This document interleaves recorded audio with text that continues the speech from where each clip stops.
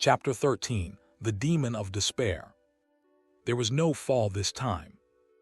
Deagan simply appeared in a place that wasn't a place.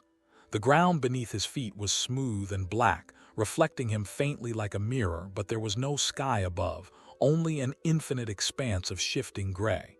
There was no sound, no wind, no temperature. It was as if the world itself had stopped existing. He took a step.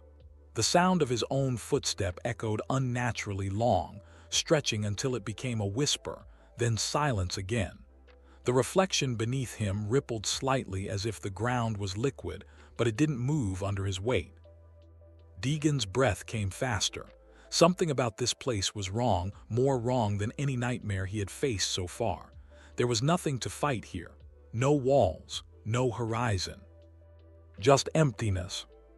This isn't a trial, this is a prison. The cloaked figure's voice slid through the void, but it was softer than usual, almost drowned by the silence. You have fought rage, betrayal, love, hope, but despair. The voice paused, the gray fog rippling faintly. Despair does not fight, it waits, and it eats. Deagan turned, but there was no figure, only his own reflection staring back from the ground. The reflection's eyes were black. He stepped back, the reflection smiled. No. The surface cracked. Black tendrils oozed upward, coiling around his ankles. He tried to pull free, but the more he struggled, the faster they climbed, wrapping around his legs, hips, chest. They were cold, but not like ice, cold like the absence of everything. The tendrils pulled him down, slowly, deliberately. The reflection spoke in his own voice, but hollow. There is no point, Deagan. You will never wake up. You will never change. Everything you've done, every fight, it means nothing. The world around him darkened, the gray fading into pure black. The reflection climbed up out of the surface, becoming a perfect copy of him, but its eyes were empty voids, its mouth stretching too wide. You are already dead, you just don't know it. The tendrils wrapped around his throat, lifting him into the air. He clawed at them, gasping, but the void sucked the strength from his body. His hands trembled weakly. His vision blurred. The copy of him stepped closer, tilting its head. Why fight, Deagan? Even if you win, you'll wake up to nothing. You've burned love, hope, and rage out of yourself. There's nothing left to save. The tendrils tightened, crushing his windpipe. No, not like this. The blackness spread inward, creeping into his thoughts. Memories flickered, his mother's face, Mara's smile, Riker's laugh, but each one dimmed until they were almost gone. He reached for them, but they slipped away like smoke. The clone leaned close, whispering in his ear. You'll forget them all. You'll forget who you are. You'll become me. His strength was gone. The void swallowed his legs, then his chest. Only his head remained above the black. The blackness climbed to Deagan's neck, creeping like cold oil. It wasn't just binding him, it was dissolving him, eating through not flesh but memory, thought, and being. His head tilted back as if he were sinking underwater, but there was no water, no sound. The void whispered in countless voices, soft, soothing, deadly. Forget Deagan, it's easier. Forget the pain, forget the fight, forget yourself. He tried to move, but his arms felt heavy as stone. His name slipped from his thoughts, falling into the black. Who am I? The copy of him stepped closer, its hollow eyes glowing faintly with a gray, lifeless light. Its voice was his, but cold, stripped of everything human. You are no one. You are just another soul who thought he could win. You've burned everything that made you human. Love, hope, even anger. What is left? The void pulled him deeper. His chin dipped beneath the surface, and for a moment he felt weightless. His chest rose and fell slower. His heartbeat was faint. Memories flashed, his mother holding him as a child, Mara's lips against his cheek, Riker's drunken laugh. One by one they burned out, fading to ash in the dark. No, please, not them. The clone crouched beside him, its voice almost tender. You can stay here forever, Deagan. You don't have to fight, you don't have to suffer. Let me take the weight away. Deagan's lips trembled. His voice was barely a breath. "I can." "You can," the clone said gently. "Just stop remembering, stop resisting, sink." The black reached his mouth, silencing him. His vision blurred completely, leaving only endless darkness. He felt himself unraveling piece by piece. The urge to let go was overwhelming. And then, a spark. It wasn't love. It wasn't hope. It wasn't even anger. It was something raw, something primal, refusal. Not to live. Not to win. Just to not let the void have him. His voice ripped free in a scream that shattered the silence. "No, I am Deagan." The void recoiled violently, the tendrils snapping like brittle glass. The clone stumbled back, cracks spiderwebbing across its face. The blackness that had consumed him peeled away in strips, burning in white light. The copy roared, its voice warping into something monstrous. "You are nothing, you will break." Deagan staggered to his feet, his body dripping with black residue that hissed as it hit the ground. His eyes burned, not with light, not with emotion, but with something cold and unyielding. He stepped toward the clone, his voice low and razor-sharp. "I've lost everything. I've burned everything. There's nothing left for you to take." The clone's form warped, twisting into a monstrous shape with too many arms and a face like a cracked mirror. The void itself trembled, the ground splitting into 1,000 reflections of him screaming. The creature lunged. Deagan didn't flinch. He grabbed one of its arms mid-swipe, twisted, and ripped it off. Black ichor sprayed across the ground. The clone shrieked, its voice breaking.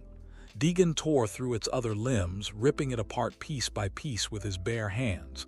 Each piece dissolved into mist, screaming as it went. "You can't kill despair," the clone gasped, its cracked face splitting. "You'll never escape it." Deagan stared into its hollow eyes, his own gaze empty but unshaken. "I don't have to escape it. I'll carry it and keep walking." He crushed its head in his hands. The clone exploded into black dust, dissolving into the void. The ground shattered, the reflections breaking into nothing. The gray mist cleared. The silence remained, but it was no longer crushing, it was dead. Deagan stood alone, breathing heavily. There was no feeling in him, no warmth, no sadness, only existence.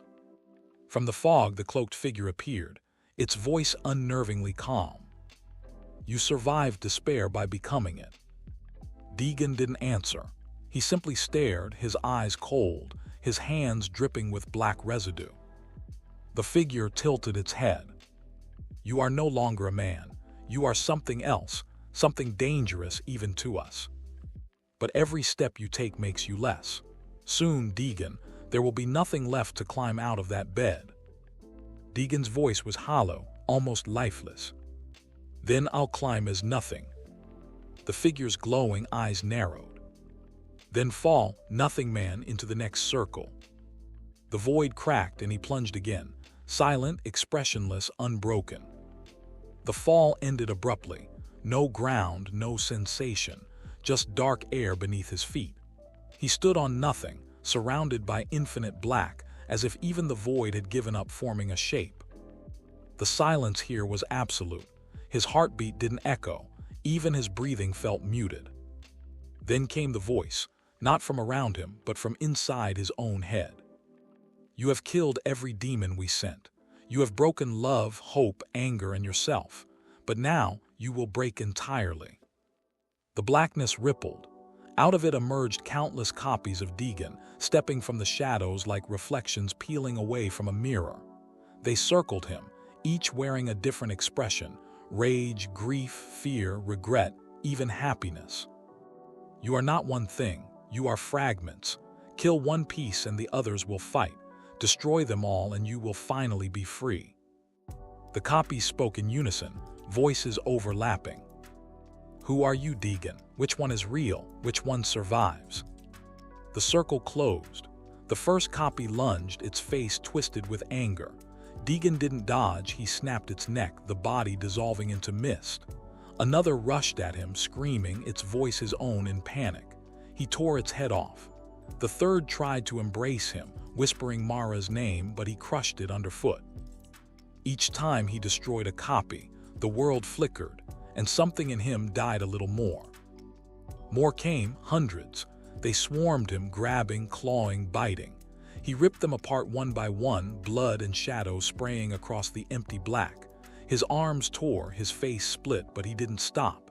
His screams became silent. The final copy stepped forward. It was not angry, not sad, not afraid.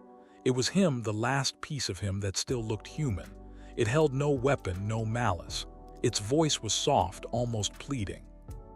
"You don't have to do this. You can stop. You can wake up." Deagan's breathing slowed. He stared at it, hands trembling. "If I kill this, there's nothing left." The copy smiled faintly, tears streaming down its face. "If you kill me, you'll win, but you won't be you anymore." For a long moment, Deagan stood frozen. His chest burned, not with emotion, but with the memory of what emotion felt like. Finally, he said, "I already stopped being me a long time ago."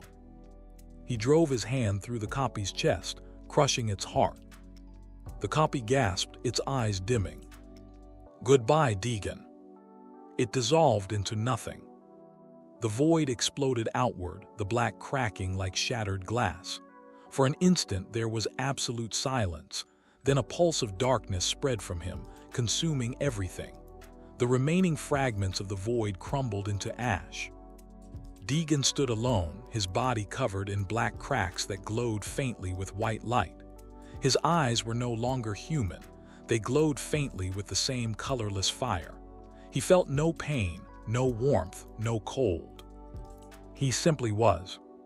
From the ashes rose the cloaked figure. It no longer glided, it knelt.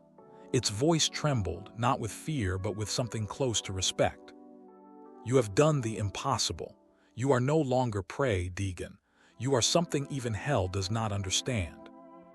Deagan's voice was quiet, empty. "I'm getting out of here." The figure's lights flared brighter. "You will try, but know this, when you wake, if you wake, there will be nothing left of who you were." Deagan stepped past it, toward the crack in the void that led to the next trial. His expression didn't change. "Then I'll wake as whatever I need to be." The ground split wider, swallowing him in silence. The cloaked figure watched him fall, its voice whispering softly to the darkness. "He is no longer a man. He is the storm we created."